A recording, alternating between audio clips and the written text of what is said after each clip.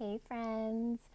Today I wanted to talk about basically give you permission to go a little easier on yourself because we are all in one level of another in a state of fight or flight because we are in the middle of a lot of unknown and a lot of change and a lot of uncertainty, which is very triggering for our subconscious and can put us in this constant state of terror and uncertainty, and our nervous system is out of whack and we are more tired and our brain isn't functioning as well.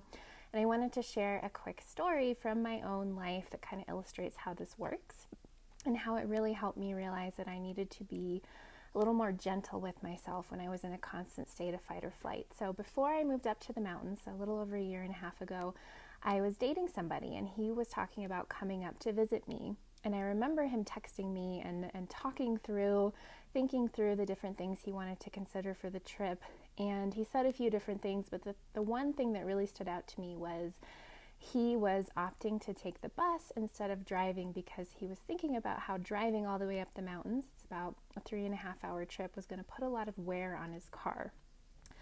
And this really simple statement absolutely floored me. It just caught me off guard in a way that I did not expect, and it spun me out. And I remember talking with him and talking with some friends about it.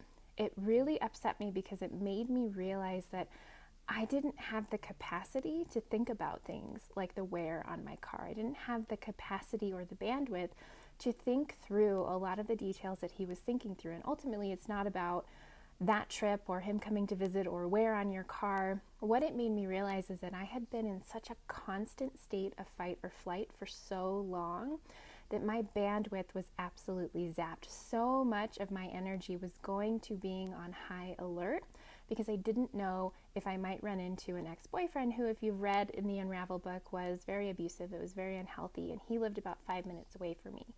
So before I moved away, I was in this constant state of flight or flight. My nervous system was always on high alert, and so much of my energy and my brain power was going towards this.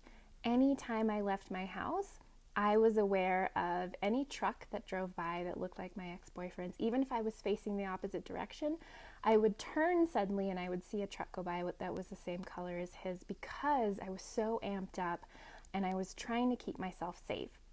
This is a different situation than what's going on with the virus right now, but I bring it up because it's similar in that our nervous system is in a state of fight or flight. It is constantly on guard and on high alert for any new unexpected changes. We don't know what's going to happen next. We don't know if we go outside, if we're going to get sick, if someone we love is going to get sick. We don't know what's going to happen. We don't know what's going to happen with our income, with our work, with our families, with our plans. So our nervous system is in this state of hypervigilance for whatever could go wrong and constantly looking for information that will help us understand, do I stay? Do I flee? Do I fight? What do I need to do to keep myself safe? And when this happens, when we're in this state of fight or flight, when our nervous system is on high alert and we're amped up and we're hypervigilant, we don't have as much energy. We don't have as much brain power. We are not able to handle as much as we used to. I know for me, I have been noticing that a lot of my bandwidth has been really taxed. It is much harder for me to hold the same amount of information in my brain as I did before, to track things in the way that I did before, to get back to people as quickly. I can't multitask to save my life. And it's just because we are in this huge unknown. And even if we are okay in the moment, our nervous system is shot because it doesn't know what's going to happen next. It doesn't know what it needs to be prepared for. So all of this is just to say that give yourself some grace. Give the people around you some grace. Yes, you can still have hopes and expectations. You can still ask people for things. You can still have wants and needs, but give people grace because we are all in this extended state of fight or flight. Our nervous systems are taxed. Our bandwidth is much less than it was before. And give your brain grace. Give yourself space and grace to process what's going on, to move a little more slowly, to not do things as perfectly, to not feel like you have to be on top of everything or have to get back to everyone immediately. We are all in a place of needing to tend to ourselves and our nervous systems.